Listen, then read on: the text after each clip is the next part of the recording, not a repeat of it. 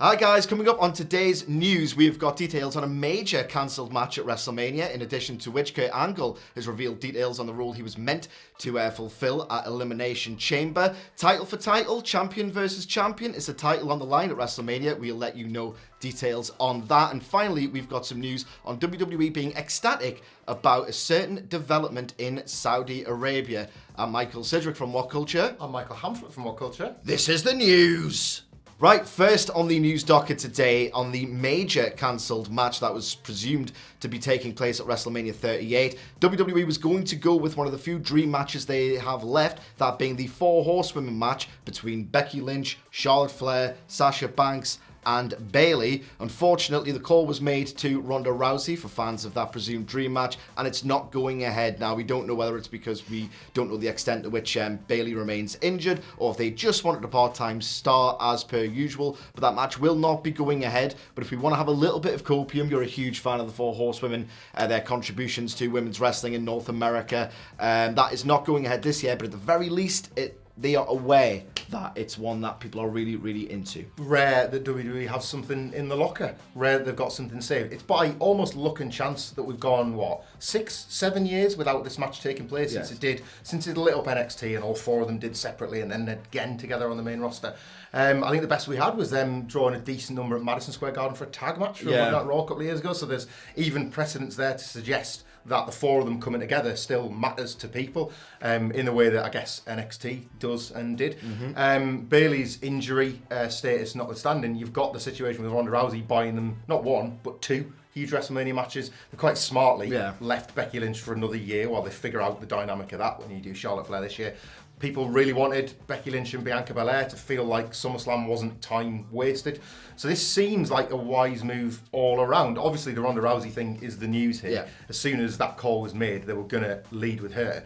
But I think for WWE's sake, there's another stadium, there's another day, there's another pay-per-view for this, and they're wise to cling on to it as long as they possibly can. Yes, absolutely. I think everyone's looking forward to that match. However, it is not taking place this year, or they might just do it at SummerSlam. Who the hell goddamn knows? Now, in addition to that news, we've also got details on Kurt Angle's pitched role for Elimination Chamber. You might recall, around Royal Rumble season, there were rumours that Kurt Angle was invited to do something around about now, and we now have details on what that something was. Now, it wasn't meant to be a WrestleMania program, nor even an in-ring return. Kurt Angle on his own podcast has let slip that he was meant to do something in conjunction with the Alpha Academy versus RK Bro program, and he was going to be the special guest referee for a championship match between then. Now, it's not the news that a lot of Kurt Angle fans would have wanted, obviously. It was not an in-ring return, but this is a little bit of a bummer, if we're being perfectly honest, or at least if I'm being perfectly honest, because can you imagine the interactions between Chad Gable and his pretty much spiritual son, or a spiritual father, Kurt Angle? It's not happening. It hasn't happened.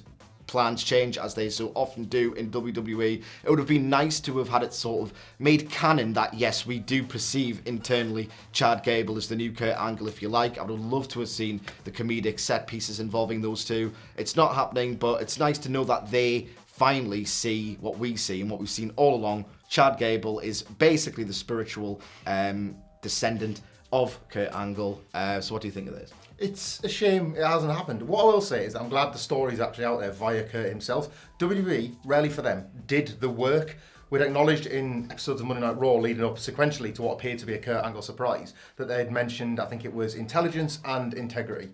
And you think, right, there's going to be intensity, there's going to be Kurt Angle. They've actually made the plan. Plans change, pal, as you say. It also says to me that WWE have acknowledged that people want Kurt Angle as a part-timer, like, if for nothing else, because even when he was physically breaking down, Kurt Angle is Kurt Angle, and there are many strings to his bow. So having him there, as you say, interacting with Chad Gable in something that the universe has been against outside of that one match they had on Angle's retirement tour. They lost out on opportunities to do things with American Alpha. Then Kurt Angle was selected to be the adoptive father of one of them, and it was Jason Jordan. So again, Chad Gable was left off to the side. It just feels like the universe is against this, but the WWE universe itself is in favour. So fingers crossed for Angle at least. I'll get back to it. He's great. He's way more valuable as a talker, as somebody to bounce gags off, jokes off, than he was, I guess, trying to still be the intense guy that could still go. We'd like to see him come back without putting his body at risk and putting his health at risk. So I hope this isn't like, this is a closed window but not a shut door. Indeed. His deadpan was so great as well. Yeah. I love the idea of Kurt Angle just treating Chad Gable as this oblivious idiot, as if he himself wasn't once upon a time. Yeah. There's loads and loads of comedic fertile ground they could have explored here, and who knows, maybe in the future it could happen, but it is absolutely not happening yet. Now, just to clear up some confusion about the branding of a certain WrestleMania match following Elimination Chamber, the branding for Brock Lesnar versus Roman Reigns, as we all know, is now the major WrestleMania match planned for this year's show of shows. They've called it Champion versus Champion. Now, eagle-eyed WWE observers will know that previously they've used this specific phrasing for when they are not actually putting either title on the line. It's just a way of doing an exhibition without actually doing anything, usually involving an absolutely bobbins finish. Yeah. But WWE.com has came through with the obvious explanation here. It's just something they think sounds cool. They don't really like title. And they say title instead of belt, but championship is their word. Champion versus champion is essentially a synonym of title versus title. What are your thoughts? There's not really a news story here, so let's just dive into details on the match itself. It's the direction that a lot of people thought they were going to take. It's kind of wreaked havoc on the idea of Raw being a brand with worthy superstars. What's your take on the whole thing?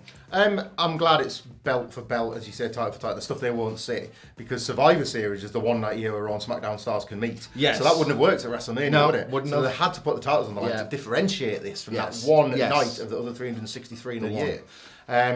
It's great. It's really, really great. Honestly, I don't know how plans have changed, pal, since day one and Roman Reigns getting COVID-19, but title for title has given this the heat I think another Roman Reigns Brock Lesnar match would have lacked.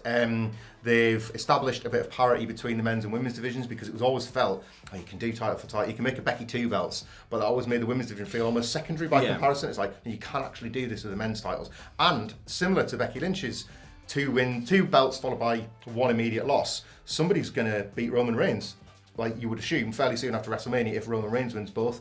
If Brock defeats Roman, that's the end of that Universal title reign in the grandest possible fashion.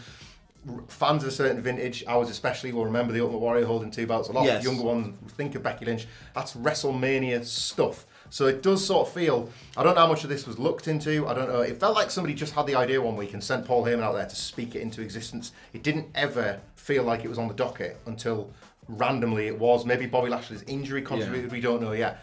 I like it, and I think it's, if there was one ingredient missing from yet another Lesnar-Reigns match, it was probably this.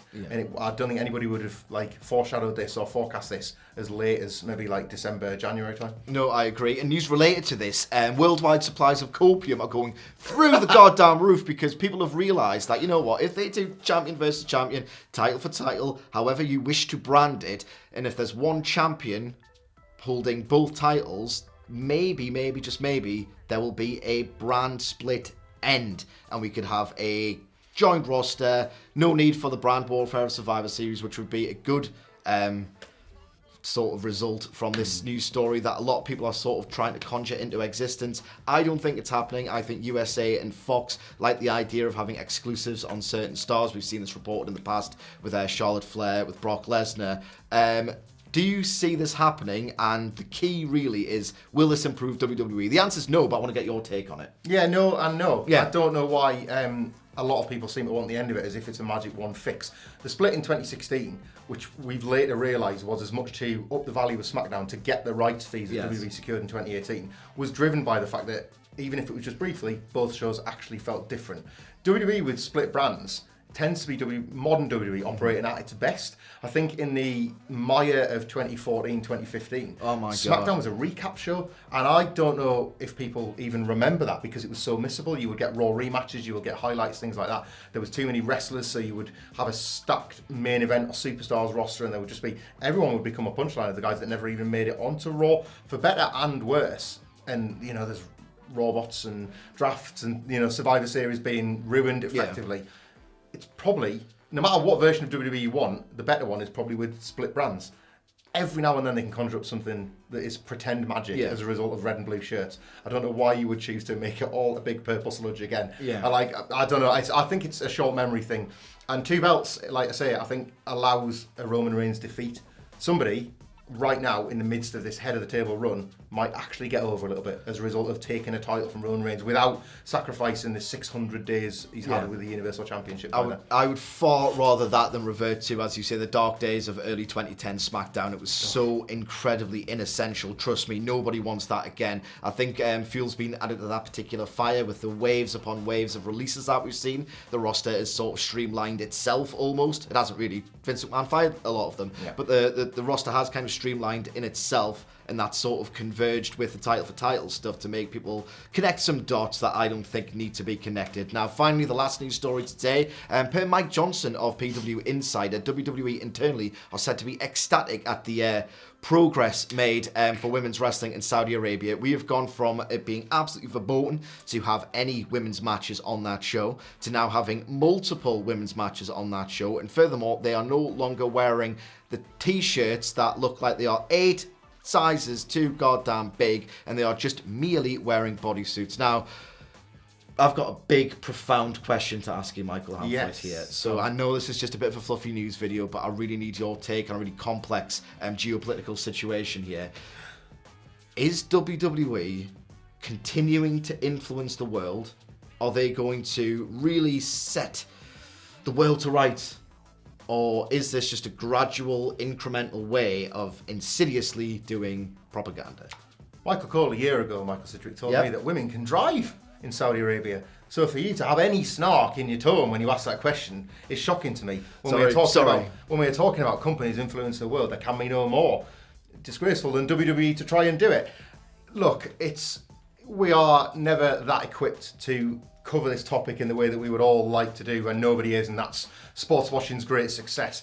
The Elimination Chamber bodysuits, I'm a wrestling attires guy, legitimately great. A huge step up from the, as you say, like the Sunday market t-shirts that were forced over the women's wrestlers. I used to wear them when I was like 11. In the original bodysuit. Before the Strokes came out, people used to wear these t-shirts. Yeah. With a knockoff logo, with a Hackney logo on the back. Kids might. I'm 37 this year. They might still. Baggy might be in, I've got any idea. This is it. So for all we know, maybe they've gotten less fashionable because they've become on trend with the characters themselves. I think Elimination Chamber marked the best fan-centric compromise of an ugly, ugly problem. But that problem isn't going to be solved by a wrestling show, and we should all think better of ourselves to assume that's ever going to change. Whether it be over the next, 7 years of this deal, or the presumed extension if the money is happy and everybody's good and there's no more planes on tarmac or anything like that. They're not doing anything. Then it's not progressive, and they're not progressing it.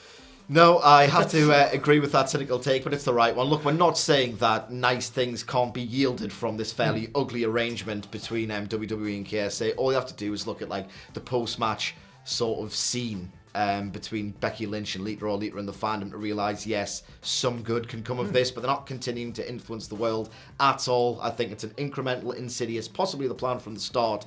We are discussing t-shirts. That is the absolute last thing we should be discussing in this complex geopolitical situation. But let us know what you think in the comments below. Is WWE continuing to influence the world? You've got our take. We want to know yours in the comments below. And you can also let us know on Twitter at WhatCultureWWE if you are under the belief that WWE is continuing to influence the world. Whilst you're there, you can follow my esteemed colleague and fellow Dudley boy Michael Hamflett at Michael Hamflett. Don't tell me that you don't like these Daddy Boys news things. If you did think that, just leave that reply for today. I'm okay with that. Tell me tomorrow when Will Vaughan and Murray are back, or whoever, somebody else is in these chairs. Yeah, I think we eased into it. I think so. Neither of us can present. It's a very, very challenging task. So don't be dicks in the comments section. Praise though, I'll take it all day. Oh yeah, absolutely. Absolutely. You can follow me at Sidgwick once again. You can follow us all at WhatCultureWWE. Again, post your comments in the comments section below. And until then, we will see you soon.